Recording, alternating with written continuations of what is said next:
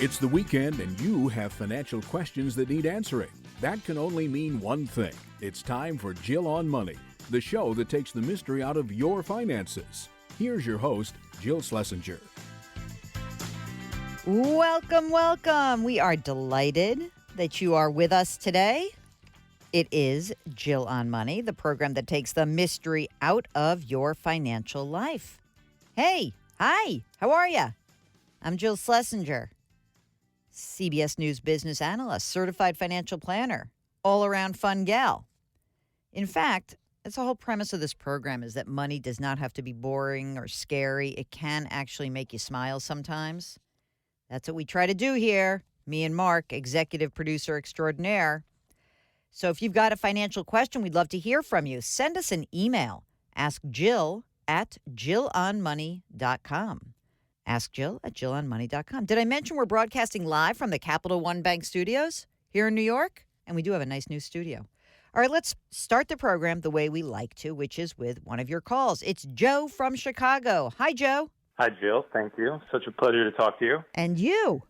So here's my question. I had my annual catch-up with my financial advisor, and all was going fine till we get to the end.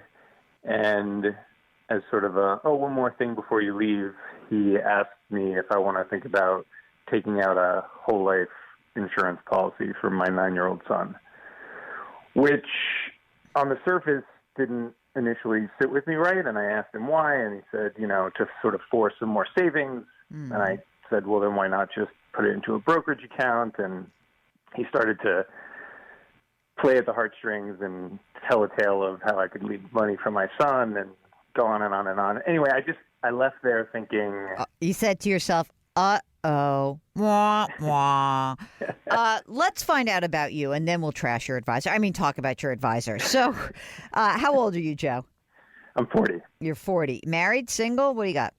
Married, 9-year-old son, and a dog. What kind of dog? An Australian Labradoodle. Oh, nice. Very cute. You're working full-time? You work for yourself? You work for somebody? What's the story? Work full-time for a company, full benefits, 401k. Uh-huh. My wife works.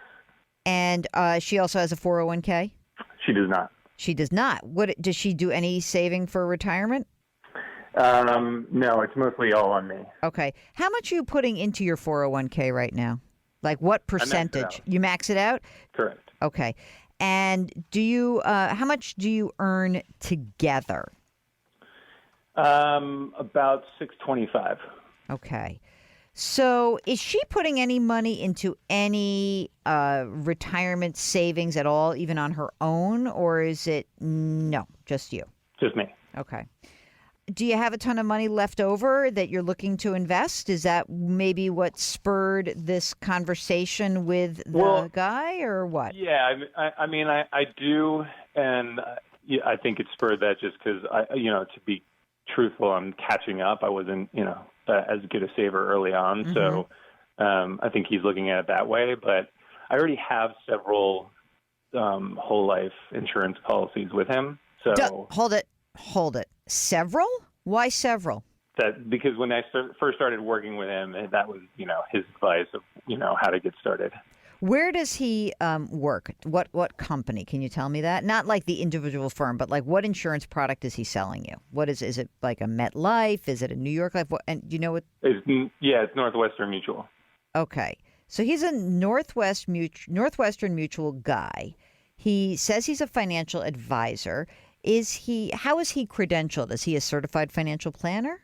He is, yeah. Uh-huh. So tell me the policies that you have right now. What do you have on your life? I have one adjustable comp life policy and 2 65 life policies. And how much are you contributing to those? I contribute about $4,000 a month total. Uh-huh. Do you know what the insurance amount is? Not just the amount you put in, but like what is your death benefit approximately? For the three total, it's $2.5 million. Mm-hmm. And what about your wife? Does she also have some insurance on her life as well? She does. She has policies with them as well for $2.5 million.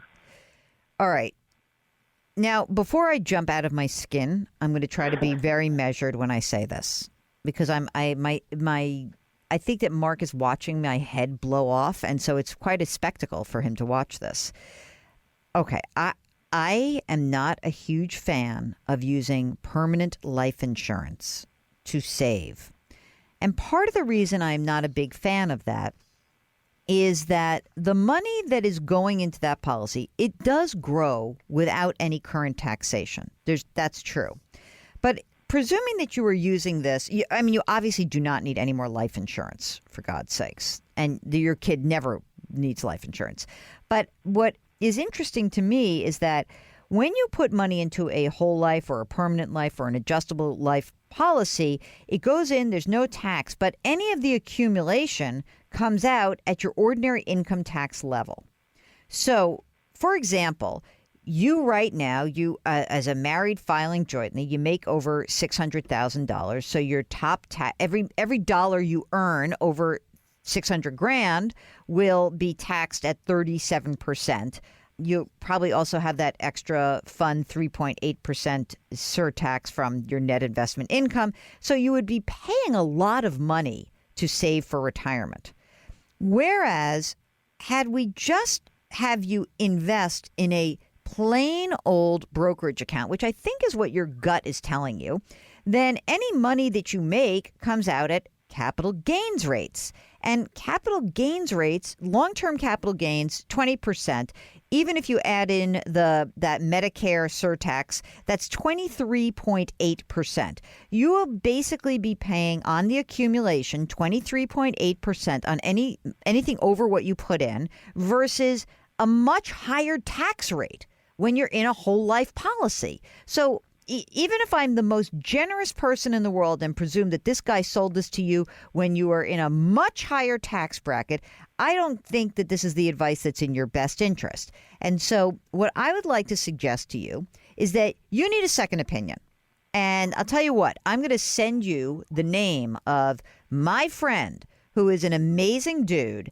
And he is both a CFP and a CPA. And so he'll run these numbers based on your tax bracket. And I am going to essentially get you another set of eyes on what's going on in your life, because I have like the creepy crawlies right now listening to this story. Yeah, you just pretty much validated what I was thinking. And maybe for everyone listening, one thing to realize is that when you are working with someone who works for an insurance company, by and large, what they'll tell you is every problem that's out there in the financial world can be solved with an insurance product. And I just don't think that's the case for you, Joe. So what I'm going to do is I'm going to just hang on for a second, and Mark's going to pick up the phone. And he is going to give you the name and the contact information of somebody who can help you out. We just want another set of eyes on your financial situation. So I think incredibly smart of you to pick up the phone and call us. And I'm happy that we can educate you. And I think that you're going to end up being very happy to have discovered this issue today rather than in 5 years. Okay, you will be right with us, I know. What are you going to do while we take a break? You're going to go to JillOnMoney.com. Go on. And while you're there, sign up for our free weekly newsletter. It's JillOnMoney.com newsletter. We'll be right back.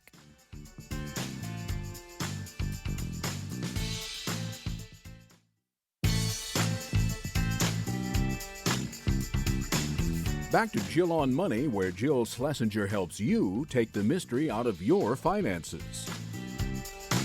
You are back. It's Jill on Money. Thanks so much for hanging in there with us. I'm sure you had a lot of fun surfing our website, JillOnMoney.com. I'm sure you signed up for the free weekly newsletter. So, Mark, are you going to make sure that my Eye on Money segment goes into every single weekly newsletter so people can see what my hair looks like week to week? Yeah, I think so. I got this new cool thing, a weekly segment on CBS This Morning. So even if you don't watch CBS This Morning, which you totally should do because it's the best morning show, but if you don't, you can still tune in and be able to catch my segment. So not tune in, but you can still catch my segment. All you have to do is go to the website, JillOnMoney.com, And you can sign up for our newsletter, or you can just go into the section that says watch, because that's where Mark has all of the TV and video work that I do. So isn't that cool? And when I say Mark, I mean the executive producer of my life. Okay, if you have a financial question, all you have to do is send an email. Ask Jill at jillonmoney.com. It's Ask Jill at jillonmoney.com. Of course, if you are on the website, you can always click the Contact Us button. You can follow us on Twitter, Instagram, anywhere else? Oh, Facebook. I always forget about Facebook. LinkedIn, at Jill on Money. Check out the resource section of the website as well, because we have lots of new stuff that comes up, and, we put it up there. Right now, I've retuned the questions you have to ask if you are considering getting some financial advice. So go check that out under the resource section. All right, let's start with a call. Next up, Janet from California. Hi, Janet. Hello there. Thanks for answering my question so quickly. Sure. Or at least tackling it. My question involves a pension from my previous employer. Mm-hmm. I'm 65 years of age, single, retired, and right now the lump sum of the pension plan is about $135,000 and a little change. Mm-hmm. And when I take this, I plan on doing the annuity option rather than the lump sum payout. I found out that I'm not required to do anything till age 70 and a half. And at that point, the monthly payment projection, they have not done. You're really flummoxing them, because everybody wants their money immediately. So now that you're asking what would happen if I waited, they don't know.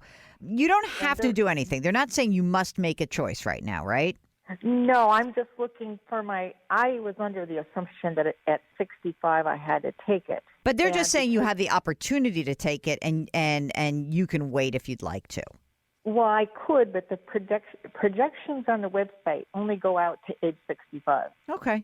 So I was trying to say, well, okay, I guess I have to take it, but no one's ever, contacted me to say, hey, get your money. And so I did call them. They said, well, you don't have to do anything to 70 and a half. And I said, well, what does that buy me? Mm-hmm. So they did give me a projection. Right now, if I took it at 65 right now, it would be about $800 a month. So we're not talking big amounts here. Right. They did a projection for me for 2020, which increased the monthly payment to about $915.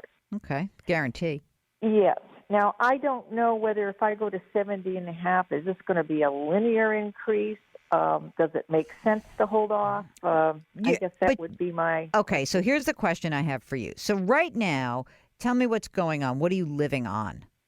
Well, right now I'm primarily living on some rental income, which is only about $20,000 a year, and my portfolio. How much is in the portfolio currently? About $1.5 million, and about one-third of that is retirement, pre-tax, and the rest is all post-tax. And so are you drawing down just to live on to supplement your rental income, or are you also... That's correct. Okay. And what about Social Security? Well, I wasn't planning on doing that until 70 and a half or 70, whenever they... I'm sort of wondering whether it makes sense, just because you have that annuity right now, instead of tapping your portfolio, whether it makes sense to leave the portfolio alone, let that grow, and do the $800 a month now. And I guess that was my question. And, it's not like I'm strapped for cash, but I do fear, taking out the portfolio. Even it's been so good that it doesn't really show up right now. But it will. It will at some point, because you've lived through that before. Yeah. And the annuity, the pension annuity, that is held through a private company. Is that correct? Well, I don't know who actually handles the business. The employer was a big major utility in California, so I'm assuming it's a healthy pension plan.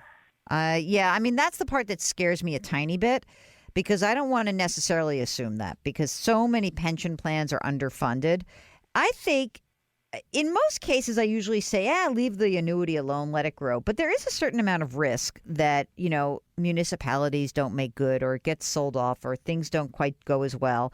And because, as you say, the money isn't that big of an amount either way, the 800 to 900 or 950, whatever. Yeah. I think what I might do is take that annuity, that's your 800 a month. If you need a little bit more from your portfolio, be sure to take it out of the part of the portfolio that's maybe already been taxed, and see how you do. I think that could be maybe a more efficient way. And also, once you start to annuitize, you're in a much better position in terms of risk that the contract's not going to hold up. The people who are annuitized already. If you haven't annuitized, that's where you might find some risk. So I think I would do that and then see how it goes. And, look, the other piece of this is that right now you're in a low tax bracket. And so, if we take a little bit of money out, the rental income is not all. Is it all taxable income to you? Probably, yes. So you got. No, well, luckily I've been, or unluckily maybe, been doing some capital improvements to the property. So for the last 2 years, I'm almost flat on that income. Okay, interesting. So, you conceivably are in the 12% tax bracket right now. I'm kind of right on that. Right. Let's say you're so it's interesting. So let's think about this a little bit. Let's just walk through this. If you could stay in the 12% tax bracket, then it might be worthwhile to wait, because the annuity is going to be partially taxed. I don't know how much you contributed to it, but there's some taxable part of it. And you may want to start paying attention to that. And you may even try to think of it this way. You may say, look, I'm going to be in the 22% tax bracket all the way up to $82,500. Maybe you will be anyway. And maybe it's worthwhile saying, who cares? I'll be in that bracket. That's a big, wide bracket.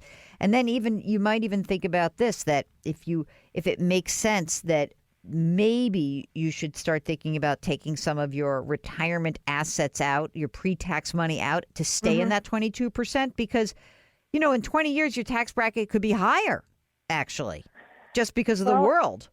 Yes, and if the Social Security starts in, and that's going to be about $3,000 a month. So I think that. So now I'm going to amend myself. Okay. All right. So I think that you do the annuity, take the $800 a month. I think that you should, when to supplement, you also may want to take money out of your that 1/3 that's pre-tax, that $500,000 or so that's pre-tax. I might start pulling some of that out sooner than 70 and a half. Because I know you're forced to, but I might want to just start paying the tax that's due at 22%, because I really don't believe the tax rates, and we've interviewed a lot of experts who think that tax rates will probably go higher in the next 20 years, not lower. And this could be about the rock bottom rate. So why not start to take some of that money out if you need it? If you don't need it, don't take it out. Yeah, I've been picking at it a little bit. Good. And, I think that's what makes sense. So I think you're in great shape. A little housekeeping here. You got a will? Yes. You got your power of attorney and your durable. Yes. Okay, that's all I want to make sure. I want to make sure you do. Oh, yeah. You've checked the boxes. All right, Janet, I think you're in good shape. I'd go grab my money. Do you know that we have a podcast also? It's called Jill on Money. You can get it on Apple, Stitcher, radio.com, Google Play, anywhere else you subscribe to your favorite podcast. Check it out. It's a little different than this show. Okay, Jill on Money. We'll be right back.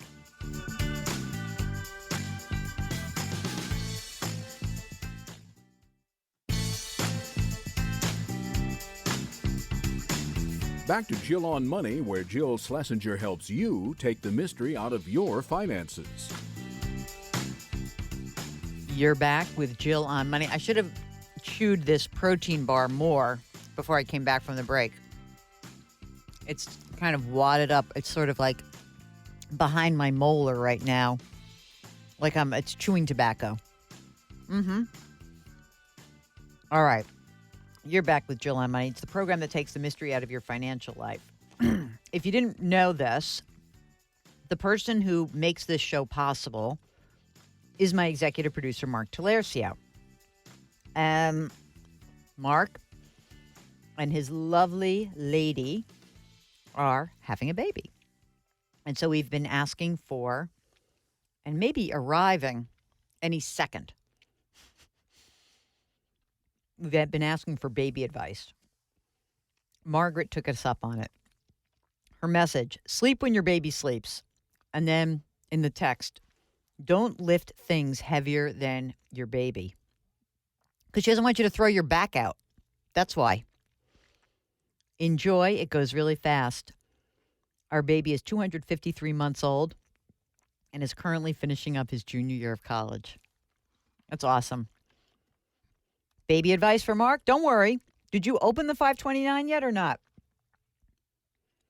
He'll open it. He's going to do it. Amazing. Okay. Jeffrey writes, I currently work with 3, not 1, not 2, but 3 wealth managers because I've been told it is wise to divide my assets amongst 3 different financial service firms. I don't know why. All of them seem good. I really want someone to help me manage the wealth managers because I don't trust my wealth managers are making decisions that are in my best interest. This is crazy. All right. Jeffrey, I don't do this anymore. However, here's what you need to do. You need to find someone who is a fee-only financial advisor who would take this job on and work by the hour. You know what we should do? Let's send him Shatsky's name and information. There's this guy in New York City. He's like the emeritus chair of NAPFA, the National Association of Personal Financial Advisors. He'll charge you some, upfront fee, and he'll do an analysis on your behalf. And people do this all the time. So maybe we'll send him to Shatsky, or I don't know where this dude is, where our our emailer is from. But anyway, if you don't want to do it, you don't want to do it by phone, you want to hire someone else near you, you want to meet with someone in person, tell us where you're from, and we can help you out. But obviously, it's not a great situation when you don't trust your wealth managers. Okay? Hey, so here's an email where somebody asked me about business school for a child. My daughter got into a 1-year MBA program based in Paris. She also got into NYU in New York. The cost differential is huge, and the Parisian organization offered a scholarship. Is there going to be a problem with getting an international MBA versus a U.S.-based MBA, especially for a kid who likely will come back to the United States? Here's what I did. I'm not familiar with every single program, but what's fascinating is I went to look at the Financial Times rankings of business school, different programs. I mean, first of all, just based on money, this is like a huge differential. 1 year versus 2 years, plus you get a scholarship. So obviously the European-based school wins. But when I went to look this up, in like the top 10 schools ranked by Financial Times, this school in France, how do you pronounce this? INSEAD, INSEAD. INSEAD. I don't know how you say that en français. I'm trying. Anyway, Stanford is first, Harvard's second. This school's third. Wharton is fourth. Then there's one in China that comes in. London School of Economics, Booth School at Chicago, MIT Sloan, Columbia, California, Berkeley, Yale. I mean, so I hate to tell you, but good old NYU is down at like 25th versus a cheaper program that comes in at number 3. I'll tell you what, this is not even a decision. Come on. And also, remember when we had Scott Galloway on the show and he basically said that NYU is like pathetic and not even like really worth it, even though he's a professor there? And then we had the guy who wrote the book about Harvard Business School. So, I mean, I don't know why you're going, but I hope you get an education. But boy, choose the cheap ones. Come on. Okay. All right. Kenneth writes that he wished that he could have met me when I went up to Buffalo. I did that. It was so much fun. I had the best time in Buffalo. Mark, we're going up there and we're getting wings. We're going to go see Niagara Falls and wings when Double T is born. Love that. Anyway, Kenneth writes, my daughter took out a student loan 11 years ago, and Kenneth co-signed for it. He got a letter from the bank issuing the loan saying that his daughter defaulted on the loan, and now they're going to try to recover the money from me. My question, 1, what is my liability? Your liability is the loan. Whatever the outstanding balance is, that is your liability. 2, is there a sunset on the loans? It is a private loan with the bank, not a government. No, there isn't. Can you fight this? No. Who could help me with this situation? Well, I mean, you can certainly talk to the lender yourself and find out what they're willing to do. You can refinance it, but how can you co-signed on a loan? When you co-sign on a loan, whether it's a student loan, whether it's a mortgage, whether it's a credit card, you are joint and severally liable. You are liable. So one person bags on the loan, it's yours. So, Kenneth, you're going to probably have to try to negotiate and see what you can do. Give us a holler if you've got more of the details. We can try to help you out. It's Jill on Money. If you need some help with anything going on in your financial life, just send us an email. Ask Jill at jillonmoney.com. We'll be right back.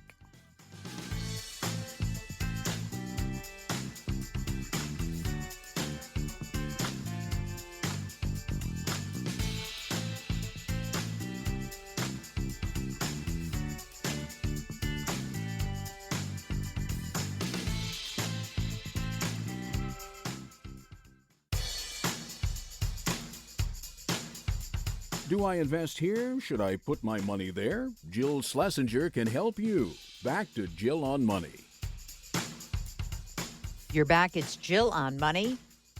And, man, we're getting a ton of questions and comments about some recent segments that I did on TV and also here on the radio show around student loans.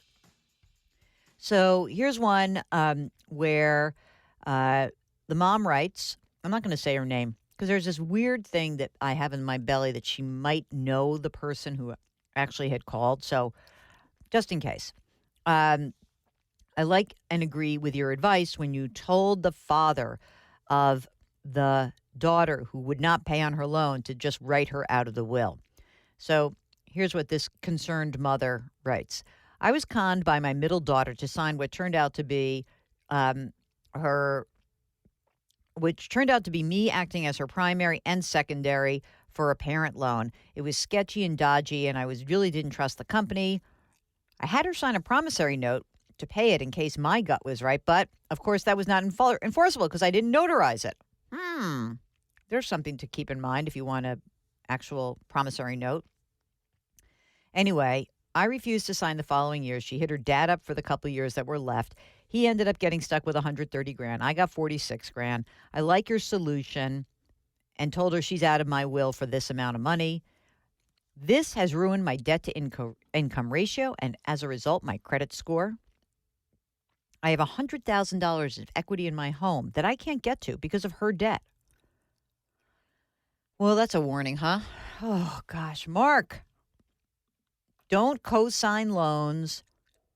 And maybe it's just really a time where we're finally getting real about what damage these loans can inflict later in life. Unbelievable. All right, Karina is reading the book, my book. It's called The Dumb Things Smart People Do With Their Money. And by the way, FYI, if you haven't read the book, you can go to jillonmoney.com and buy it. Just click on the link that's called The Book. Okay, so Karina's reading the book and she's listened to the podcast, and I appreciate the easy and informative way you share your experience with the world. And she writes, we need more people like you. You know, it sounds really self-serving when I read that, Mark. If you could be reading it. What do you think about you reading emails and I respond to them? What do you think about that? We're going to give it a shot. Get your me post, baby. All right. Maybe this will be a PT. We're not giving the name out on the air. Anyway, Karina's 21. She's a student. She doesn't have consistent income currently. She's going to emerge from college with a bachelor's degree and no student debt. How about that? I have a retirement account set up. I'm unsure what other steps to take with my money. I've got quite a bit saved from past jobs. I figure the earlier the better when it comes to investing, saving, making, and or learning about money. I'm curious if you have any tips or advice for the best way to ensure financial stability moving forward. I have so many friends in their late 20s and 30s, even older, who still rely solely on their income. It's important to me that money isn't a stressor when I have a house, family, and I am in retirement. Well, I think you're on your way. So, you've got the basic, I would like to call the big three covered, right? You've got no debt. You've got emergency reserves, which you should keep in a safe, liquid account. And you've got a retirement account. I mean, if you have any earned income, you should put money into a Roth. That would be a good thing for you to do. And, when you emerge from college with that bachelor's degree, it would be great if you could go out and use whatever retirement plan is available to you. That would be fantastic. But I think that what's most important is you've made this really strong start. And what also I would say is that you want to create habits as much as possible. So if you can, what I would do is once you get out of college and you know what your benefits are and what's going on, then check back in with us and we can help you take advantage of the benefits that you're receiving. All right. Now, oh my God, this is a multi-paragraph question about Social Security, so I can't do that right now. Ian writes about my book where I said that some schools don't open enough doors to justify the high price. A few questions. What would be those other top 20 schools? Would a school like Carnegie Mellon be as such? I guess, especially if you're an engineer.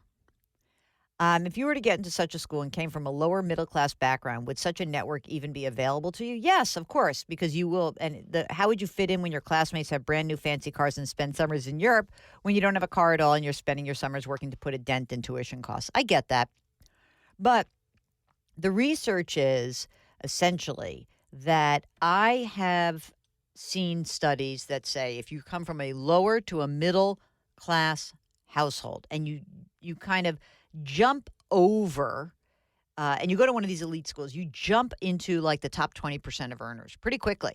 So there's great advantage. Also, if you essentially have come from those lower to middle class backgrounds, a lot of these schools have big fat endowments. Now, I don't know if Carnegie Mellon would be one of those, right?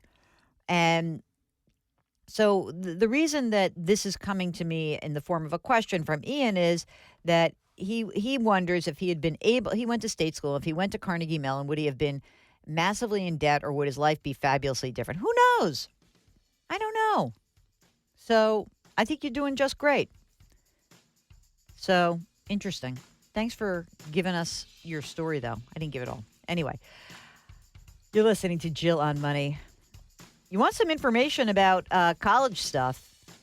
Go to Beth Kobliner's site, Beth Kobliner. It's with a K, BethKobliner.com. We need to talk college. Check that out. We can have more conversations with you. All right, it's Jill on Money. We'll be right back.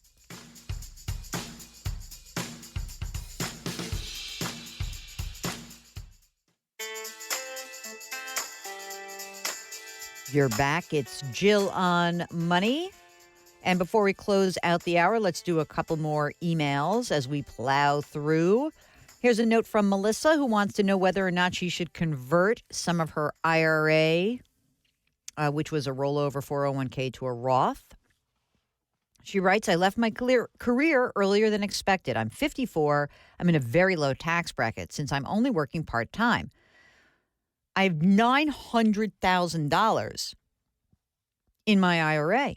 I wonder if it's advisable to convert some to a Roth now while in a lower tax bracket. However, I don't think my tax bracket will be much higher when I'm in my 60s since I only plan to work part-time. Is a conversion even necessary?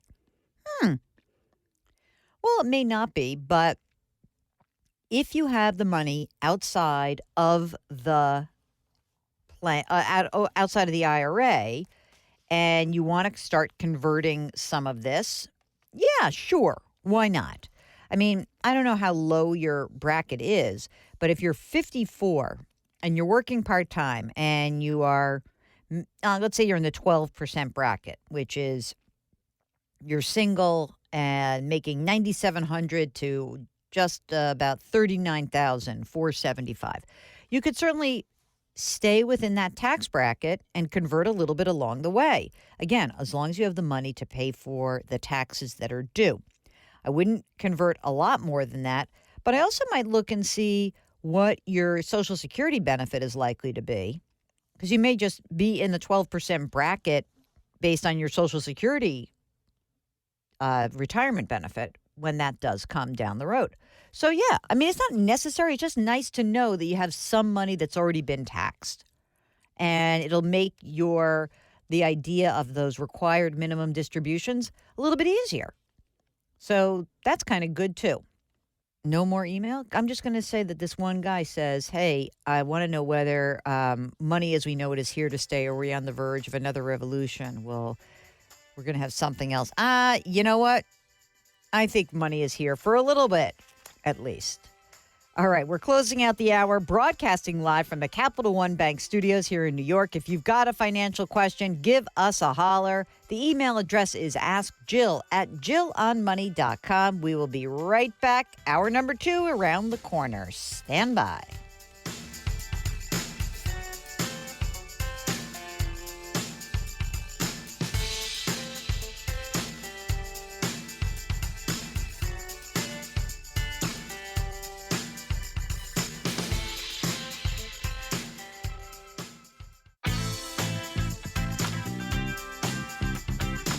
It's the weekend, and that can only mean one thing. You're listening to Jill on Money, the show that takes the mystery out of your finances. Here's your host, Jill Schlesinger. All righty, welcome back. It's hour number 2 of the program.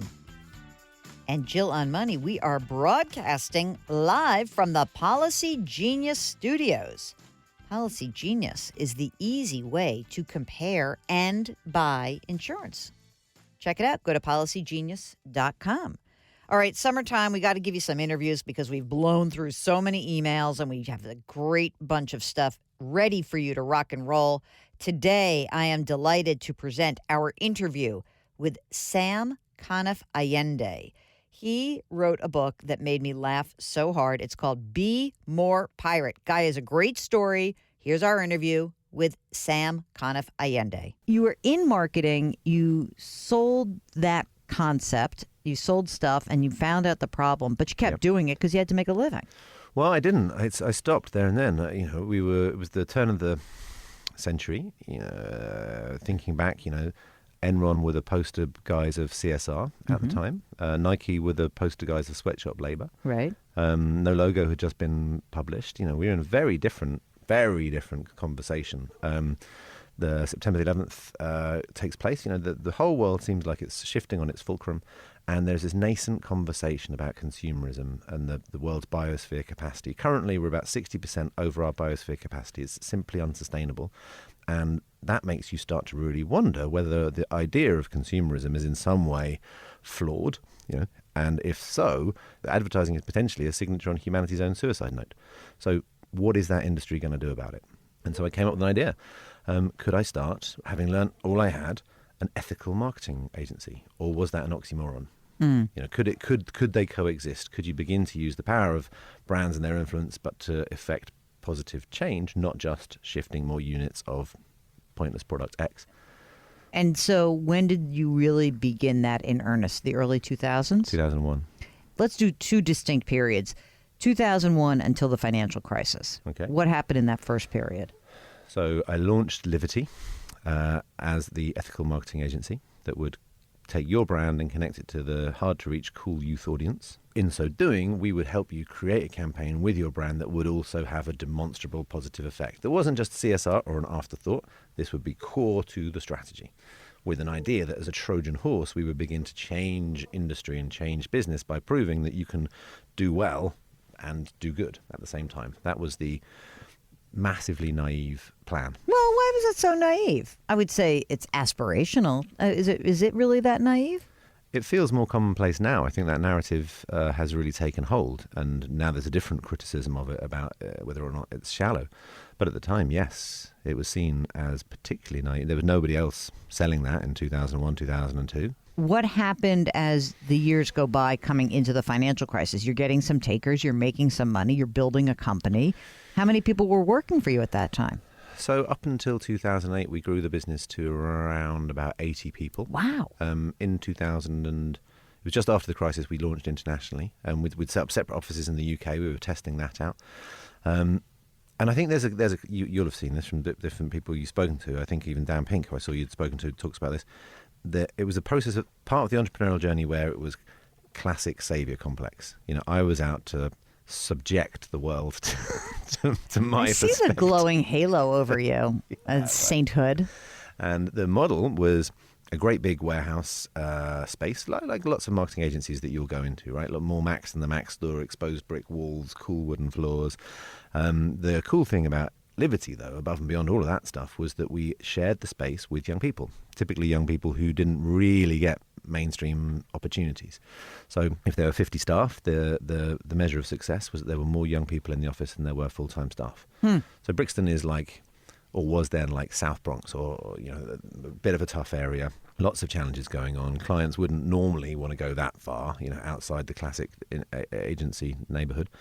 But what took place was this really interesting melting pot, because the young people who were involved in gang-related crime could help inform a campaign that we might be working on for the Met Police far better than anyone else. And if we got the PlayStation brief, actually, who else do you want to talk to other than, fairly hardcore bunch of 16-year-old gamers who would never speak to that brand? And suddenly this kind of mid-layer that most agencies or any kind of business relies on of research and insight, which is largely done by some well-educated middle-class individuals who have their own filters over it and done in a quiet room. Suddenly we had this raw access. We had thousands of kids coming through the door. They were stealing the opportunity from us to be listened to be taken seriously. They could get their hands on our projects. You could have a young man coming off the street, sunglasses on, hood up, called Knowledge or Pace.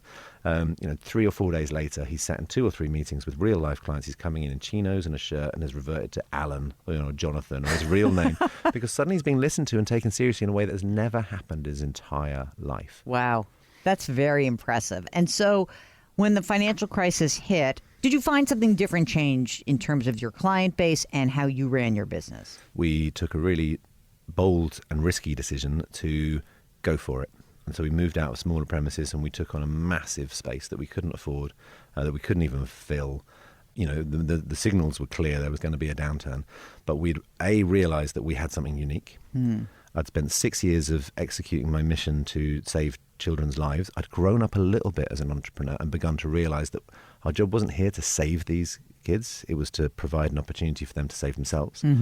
And it moved from being much more of a kind of charity mindset, much more interested in doing the good work in the community. And we realized the opportunity we had from a marketing point of view. Our clients then, we were working with Google and YouTube in their early days. Facebook came to us very, very early on. We started to win some much more sizable contracts. We won a couple of big European pieces of work. We started to really punch above our weight. And it was in this difficult time, those who are going to survive are the ones with a niche. And so we actually went against the grain and expanded, and we put all of the profit that we generated back into growing the business, took this risk, and came into 2009 incredibly strong position. And we started hoovering up work, and we started pitching it against agencies far, far bigger than us and winning. And this shift happened. We'd always got really interesting people wanting to work for us because they wanted to change the world, right? I've hit a certain age in my life. I've been on all these great agencies, and now I want to do something that makes a difference. And we were always so proud that they were showing up at our door. And then we realized they weren't the people you want. You don't want the do-gooders who've had enough of the industry. And then this next generation came through who said, I see what you're doing, and this coalescence of trying to do the right thing by doing great work That's really interesting. And I want to use this power of purpose, not to give back or to be patronizing in a way, but to do even better work. I want to do the best work of my life. And I see the model that you've got as a chance to do that. And then it took off. So then what prompted you? Things are going great. What prompted you to sell and go off on a different tangent? So I'd set it up when I was 24. And I'd said at the time, surrounded by these amazing young people who viewed me as old, that I would hand over the reins when I was 40, because at that point, 24, 40 seems like never going to happen. Death, some distant place that will never arrive. Stay tuned. It only gets worse. Trust me. And it was becoming clear that it was coming close. So ever since that first crisis, I continued to read business books. And so I'd read about founder syndrome several times. I could feel that beginning to creep in. I've lived by that maxim of Eleanor Roosevelt's that if you want to know the next thing that you should truly do, you should know what truly scares you the most. And in all honesty, I was beginning to coast. Okay, we'll get back to our interview with Sam in just a second. If you don't want to just be more pirate, you want to be more Jill, go to JillOnMoney.com. And there you can get all of our fantastic content. You can also buy my book. It's called The Dumb Things Smart People Do With Their Money, 13 Ways to Right Your Financial Wrongs. We'll be right back.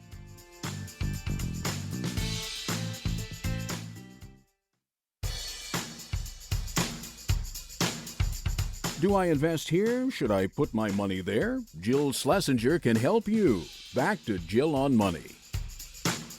You're back. It's Jill on Money. If you've got a financial question, we would love to hear from you. Our email address is askjill@jillonmoney.com. So, I'm always interested more in how people actually leave their companies or flame out in their companies than how they start them. I don't know why. Maybe it's my own experience of the same. So in this next segment of our interview with Sam Conniff Allende, we talk about the ways to leave and what he did in order to leave gracefully. Here's more of our interview with Sam. So did you sell the firm to a group of your younger people? Did you transfer? Do you still have ownership in it? Yeah, I still own about just under a third of the business. I'd identified a younger generation of future leaders, a woman particularly called Alex Goat, who I'd mentored and managed. She's now the CEO, so she's taken over completely. And I agreed that I would do a transitionary year of doing a day less every single quarter, so that eventually it'd hand over to them. And in retrospect, I think it would have been a better strategy to just get hit by a bus in January, and they would have dealt with it all a lot quicker. Yeah, you get that key man insurance comes pouring in, and then we'll figure it out from there. Yeah. Mm-hmm.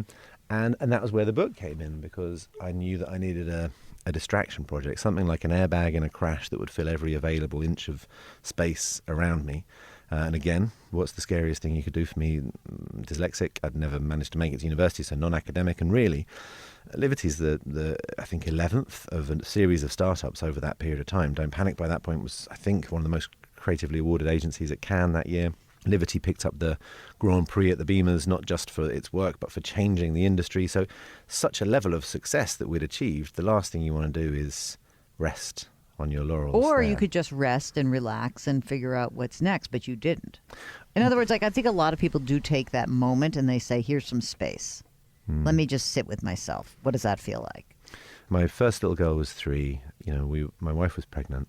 The state of the world, it was 2016. So, there's a certain event taking place here. There was a certain event one there taking place there. So I spent nearly 20 years as a social entrepreneur trying to work on strategies and pull the world's biggest business and governments into making a difference. And what was the result? Didn't seem that good. I felt despondent if I looked to a leadership level. There's a vacuum of imagination and ideas. And I felt massively inspired by the network of young people that have grown around me.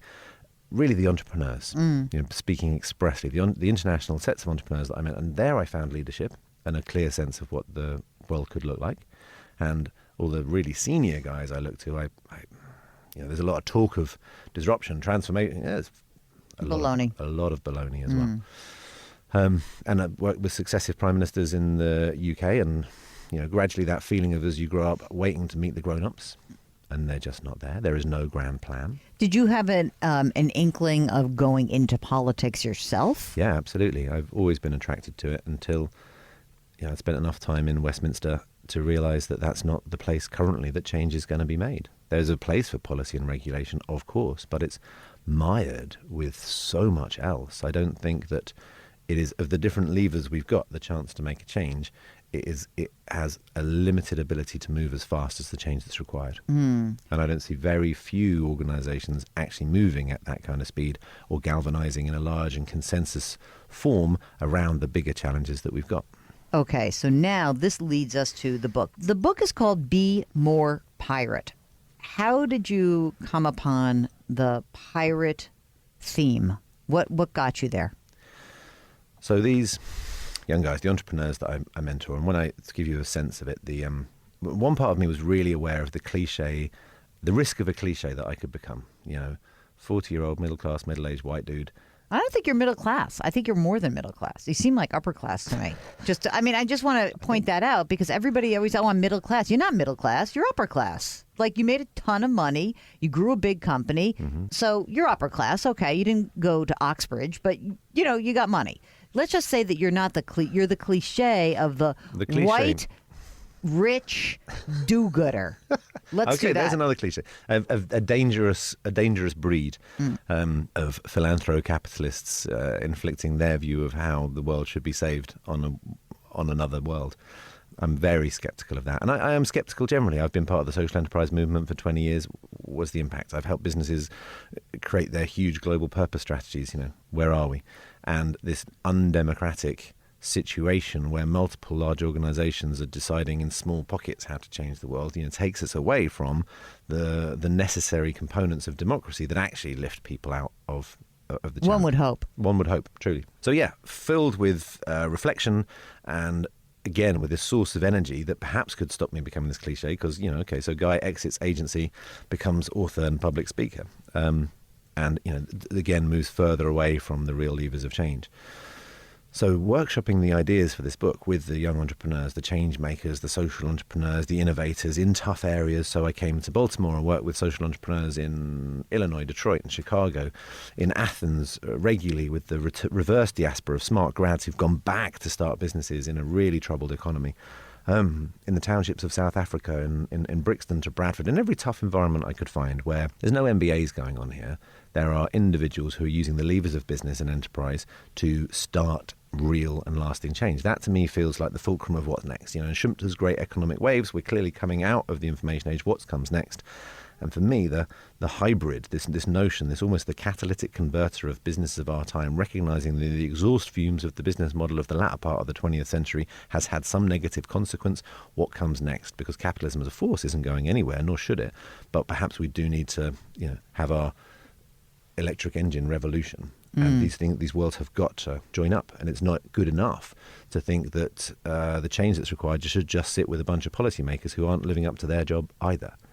So that revolution, that integration is what fuels my interest. And I wrote the first 20,000 words of a book that was the most boring, patronising TED Talk of a book that the world's ever seen. Hey, I have a lot of proposals that are in the drawer that my agent's like, wow, that was bad. Hey, my agent said to me, at one point I used this analogy about like Weight Watchers, and he's like, okay, what you just wrote is a proposal that says eat less and exercise more, and it's really boring. That was this. It was called Purpose First, and it was the argument for a renaissance of business. I'm exhausted listening to that title. I sat down with some of the guys that I work with, these young men and women, and they were like, Sam, what's happened to you? Where's all that? Where's all your where's all the pirates? And I went back to my desk and I wrote down this note, where are all the pirates? And it's a metaphor that I've used, many business leaders have used. There's a Steve Jobs quote on the front, the famous one, I'd rather be a pirate than join the Navy. Of course, we know... It does look like Steve Jobs blurbed your book from the grave. That's what it's supposed to. I put that on the book pitch because, in a book pitch, all books should have a blurb on the cover, right? And, 2 years before it was written, there wasn't one. And then I think it just stayed there long enough that eventually people stopped asking a question and began assuming that I had permission, and so I never corrected anybody. I love that. But now in America, I'm expecting to get sued. I'm sure. Pirates challenge the establishment's authority and ownership of new ideas. Pirates innovate at the margins, free from the order of the ordinary. Pirates incubate their ideas in an intensive open space environment. Pirates have a dual focus, fortune, then fairness. Pirates' acute focus on micro needs inadvertently creates macro solutions. Pirates tell their story at scale through their use of subversive tactics. Eat, sleep, pirate, repeat. I like that. So, the pirates that some people are now thinking of are Pirates of the Caribbean from their trip to Disney World or land. What is your pirate? We are not talking about Somali pirates, Chinese pirates, Viking pirates, or all sorts of other really interesting pirate stories. These guys are worth taking a look at precisely a 300-year window because there is so much similarity. We know that history works in cycles, and the challenges that we face are historic. We live in historic times, and they are not going to be solved by the same kind of activity that led us here in the first place. I think it was Einstein who pointed that one out. We've inherited the story of Jack Sparrow and Captain Hook. This is less than half of the truth, and once I started digging into the research, which was a real new exercise for me at the Greenwich Maritime Museum and the British Museum, the British Library, the other side of the story that's so relevant to now has been not just lost, but deliberately written out of the history books. Okay, we will get back to our interview with Sam Conniff Allende in just a second. If you have a financial question, we want to hear from you. Ask Jill at jillonmoney.com. Hey, have you done your retirement planning yet? Go check out the Ballpark Estimate or esplanner.com. That one's a paid calculator, but please run those numbers. Okay, we'll be right back.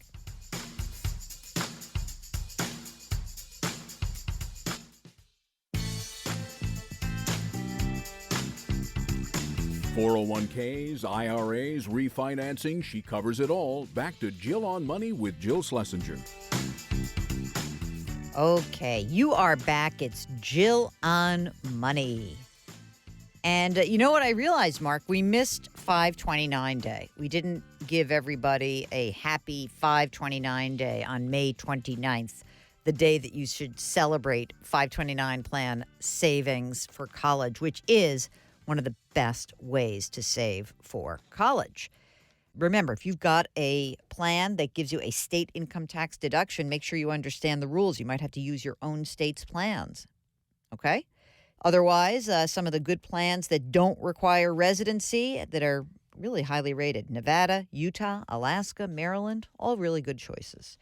All right, let's go and finish up our interview with Sam Conniff Allende. We're going to learn how to be more pirate. They had no chance of competing on an equal status. They were outnumbered 45-1. They couldn't go and replenish or restore because they'd be hung. So they created a brand that delivered their bottom line with a singular message, which was surrender or die, but we can discuss the morality of that. But it drove a business model and made them effective. And it actually also made them, according to some pirate economists, one of the more peaceful organisations at sea at the time, because it was not in their interest to have recourse to violence. And even the most famous of all pirates, Blackbeard, who really is the archetype of the pirate brand, there's no historical record of him actually ever killing anyone, which kind of really underlines that point about the power and potency of their brand delivered so well, the message that took them around the world, and kind of informs that which we know now. But none of the remainder of those innovations, which are comparable with, the Second World War or the turn of the 19th century or the dawn of Silicon Valley, for when a small group of humans stood up against extraordinary odds and proved incredible results. So two things. One is, does that pirate mentality, how do you sustain that in a mature business? And number two, if you're not the leader, what should you take from this book? So, both excellent questions, and dawned on me early on. I didn't want to just write this book for entrepreneurs or my immediate kind of circle. And as I was testing and workshopping the material, what became much more interesting was not the group who immediately self-identify as pirates, the rogues, the rebels, and all the kind of the entrepreneur crew. It's actually where we're going to really make a change is within the large organisations, and it's the individuals within the large organisations who are interested in doing things differently but don't feel able to. Don't feel they have anywhere near access or leverage towards the levers of power that might bring around difference, even if they've got the ideas, even if perhaps they've got the answers. Rarely do they have a forum to be listened to. So and if that's you listening, that is absolutely who this book is designed for. How do you bring about a change within a large-scale organisation to meaningfully make a difference? How do you use these principles to not just come to work and do your job, but to come to work and do the best job of your life? That's what this is about. We all know that the situation we face on a big scale, whether we're talking about the threats to the democracy which we must cherish, the environment which we must protect, the economy and the challenges that come with it. These are large-scale problems, and they are our problems. They are the problems connected to all of our businesses. And if in some way we don't think we're addressing them, then we need to widen the aperture of what it's doing. We're either part of the solution or part of the problem, and therefore we have to make a choice. And by we, I mean you, dear listener. Yes, and so how? So I've identified these 5 steps, these 5 kind of parts of change that the pirates seem to use, and then I've brought them into the 21st century, and that's how I found my modern pirates. And they move from the simple act of rebellion, an empowering moment for every single individual within any organisation to just break the rules and see what happens, and chances are very little will happen. This notion of seeking forgiveness rather than permission to enter into new territories. Right, because it's so much easier for someone above you to say no than yes. I learned very early on how small my marketing budget was going to be, and that I was going to really have to bring my own ideas and the ideas of the book to bear. And this hack kind of formed. When you hear no, what you can do is pretend that what you heard was go. So you put forward some ideas, you're told absolutely no, and so you go and put them into place anyway. And it's this principle of seeking forgiveness rather than permission, of discovering the accountability, the surprising accountability that comes with pirates when you write your own rules. I just want to interrupt for 1 second. Of course, for those of you listening in financial services, that does not mean breaking the law. So we must make some little, and any business, you can't steal and say, and you can't break rules that are like regulatory pieces of your business. Don't do that. So I am talking about professional rule breaking, is how I've termed this. And in professional rule breaking, kind of one of my measures of success is perhaps nearly getting fired once a year. So the important word there is nearly. I do not mean regulatory frameworks, and I do not mean breaking laws. What I'm talking about is status quo, bad habits, conventions, all of the stuff. Why do we do it like that around here? Oh, I don't know. That's the way it's always been done. Yes. As soon as you're into that territory of question, usually the reason we're there is three things. Power. Somebody senior said we should do it like that. Precedent. It's always been done like that. Or perspective. So-and-so is smart and they said it. All of those things are paper walls. And what begins to happen when you push at them, when you ask why, when you present a new idea, that you begin to get into a space of rewriting the rules. And an interesting exercise for any of you within large-scale organizations who are frustrated by a habit, a tendency, a convention that you follow, is just simply to start charting a new course and begin doing something a different way. And the only, in the book, the definition of this is a mutiny. Now, mutiny we know has a negative connotation. What happens if we reframe that and take some ownership over it? Me and 3 guys working in this department have got a much better way of addressing quarterly budgeting. We've been told we're not allowed to do it, but we're going to prove it. We're going to use the kind of agile approach of technology. We're going to use the bravery of pirates, and we're going to stand up and know that we're professionals and we're doing the best thing and the right thing for this organization. Because actually, if you say that, I'm sorry to interrupt, but if you do say, like, what is the best thing for the organization, and you found the best thing for the organization, that's when I think it's worth breaking convention. It may not be the best thing for your boss, but if you're putting like the corpus of this organization first, then I think that's an interesting risk to be taking. Professional rule breaking is about getting to a place of doing your best work, being your best self at work. The ability we all have to stand up against the world and change the world is there. If you're a threat, if something you passionately believe in, if those who you love are a risk, everyone will stand up. But we don't bring that notion to work, even though our career is so important. Most of us love the organizations we work with, and we know it's got to be pushed in a direction of significance and meaning, yet we acquiesce. And why do we say do that? Yes. Because we're wimps. Well, I think we're in fear of losing our jobs, or that notion being... Change is scary. Change is scary. And I think really, when I've asked this, and I've asked it in many, many workshops, it comes down to 3 things. Projection of fear. They don't want me to do this. Perception that it might go wrong. Or admin. I've just got too much on my plate. And those aren't good enough reasons not to bring your best world-changing self to work, to do the kind of work that is your legacy, that is the work that will change this organization, to do something that you're deeply proud of. And that's what this book is about, using the accessible points of pirates as people who set out to do things differently in a positive sense, to give you that moment of confidence to try something new and prove that it can work. Thanks to Sam Conniff Allende. His book is called Be More Pirate. And if you want to buy it, we'll link to it in our show notes. So check out JillOnMoney.com. And when you return to this program, we are going to start answering more of your questions. You can email us, askjill@JillOnMoney.com. We'll be right back.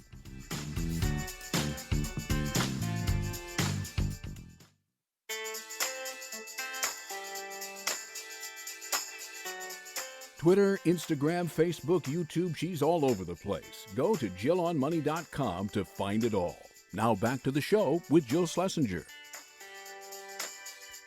You know what? One day, I'm going to release all the things that Mark says in my headphones, and you wouldn't believe it. You wouldn't believe it. Mark, when did we start this show? What year? 2011. January of 2011. It's a long time already. It's only gotten better and better, baby. Yeah, you know what? When I met Mark, he was single in his studio apartment.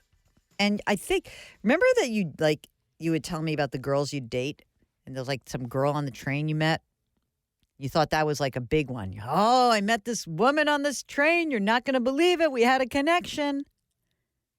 And he's laughing. And he says, I'm not even going to say it because I'm not going to out your current because she has not given us permission to talk about her on the air. I have to get a release from her.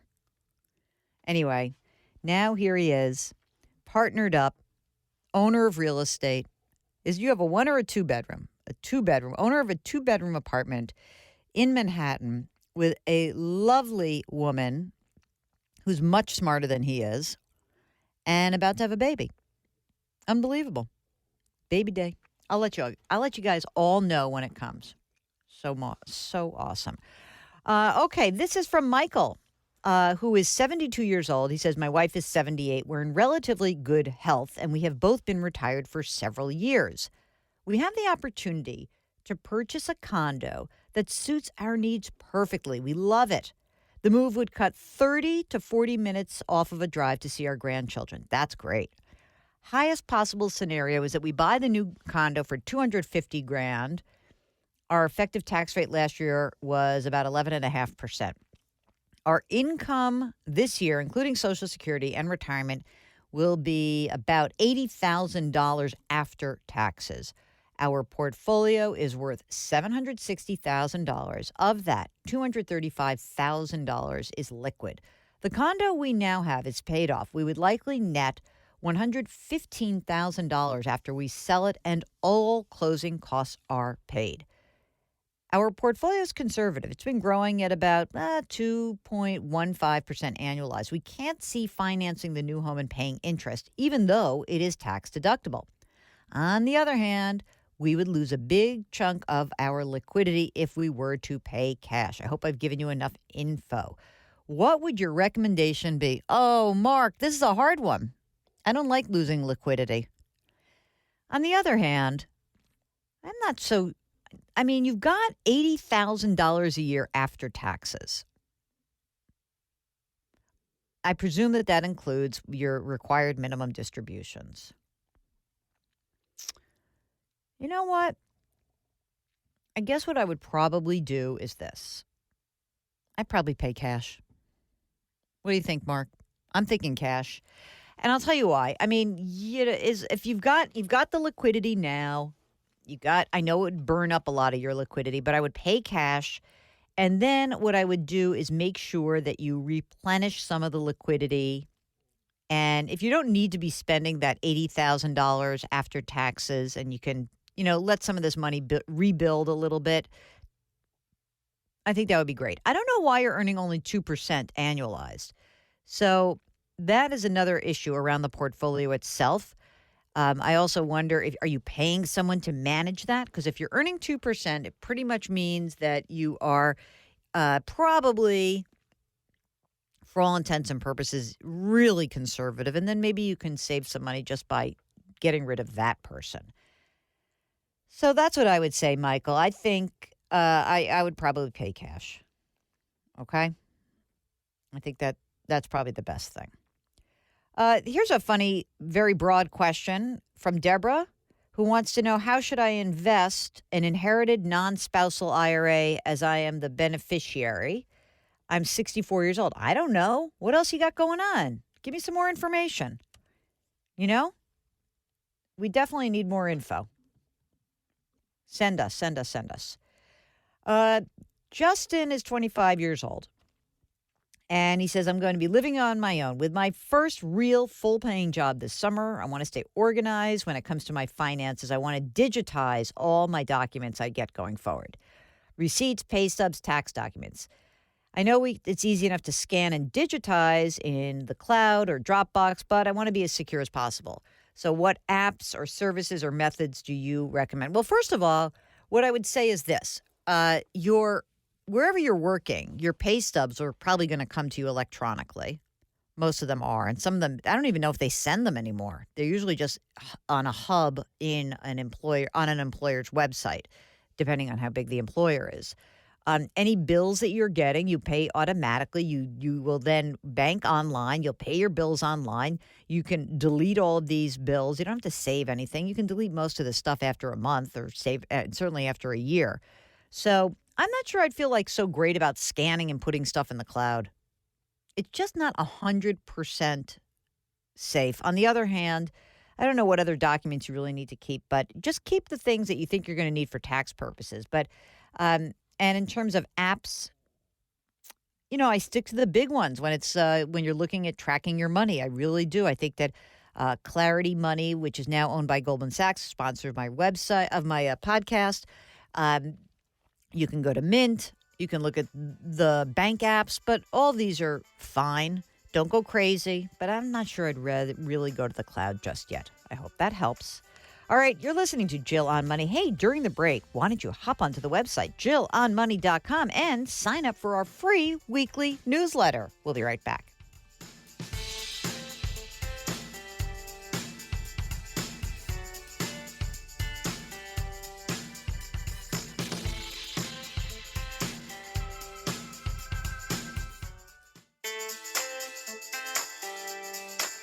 You're back. It's Jill on Money. Before we close out the show, I wanted to get to a couple more emails.